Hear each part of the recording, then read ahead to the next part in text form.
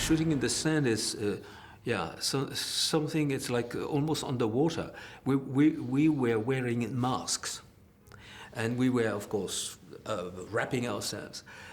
We were wrapping the camera in cooking film, and we used 35 millimeter because we knew that in sandstorms, HD cameras would collapse, and the few that we had did collapse.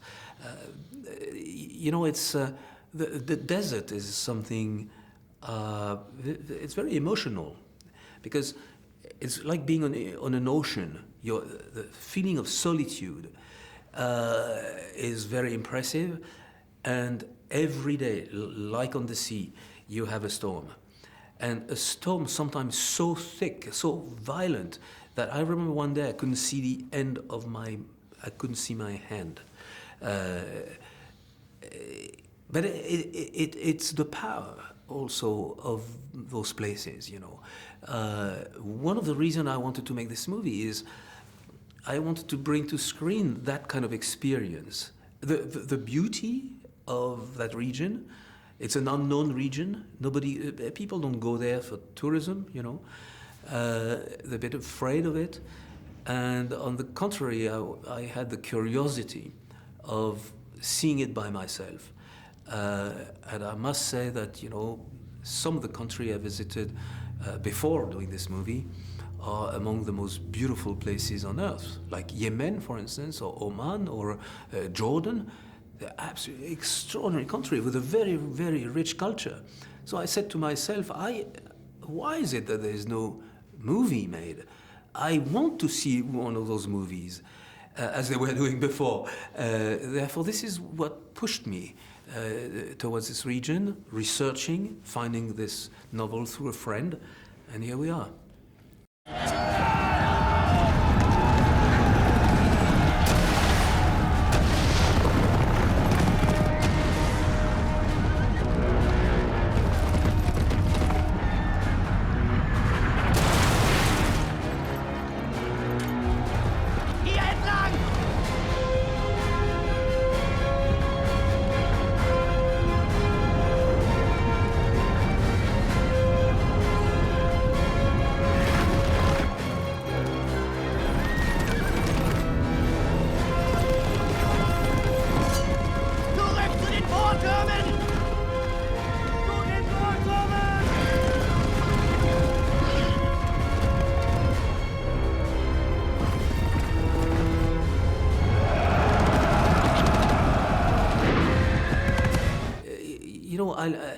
Very often I pick a subject, a theme, because I believe that, like me, other people would love to know more. And the learning process I had was absolutely interesting, because, of course, you realize that even in a small country like Tunisia, you've got the north and the south. They don't resemble each other. They don't have the same culture. You've got a lot of tribes. They have different ways to see life. And of course, this, what we perceive as the Arab world, well, it's so diverse, you know.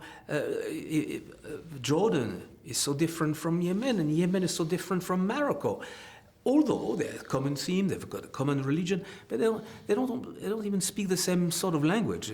Well, someone from Hamburg just came here in Bavaria and said, I don't understand the people. So do you realize how much the difference is between, let's say, Qatar and Tunisia? My Tunisian crew did not understand the Qataris.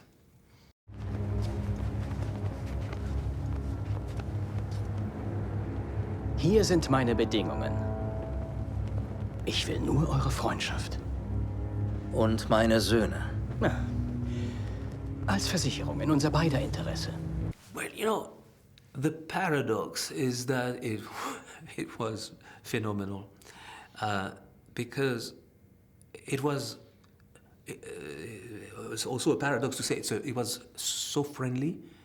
The whole country was raising, but not against foreigners, not against each other.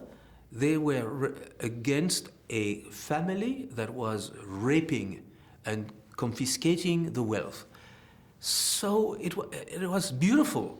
I remember Antonio Banderas saying, "Oh, I was too young when Franco was kicked out," but it's the same, you know. It had this sort of mad hope, you know, which for me as a Frenchman, you know, we still learn a lot about our revolution. We also, of course, are aware that revolution very often are confiscated by people who didn't start it and confiscated by extremists. That's another thing. But as far as I'm concerned, it was a very, very touching moment because my crew and my cast, they all wanted to make sure that we would go through that storm without any damage. And we managed. It became difficult because people couldn't drive anymore. There was a curfew. A lot of our equipment was in storage rooms where the people with the key had gone. So of course, you know, we're in the middle of chaos. But you know what? Making films is also chaos. We're used to it.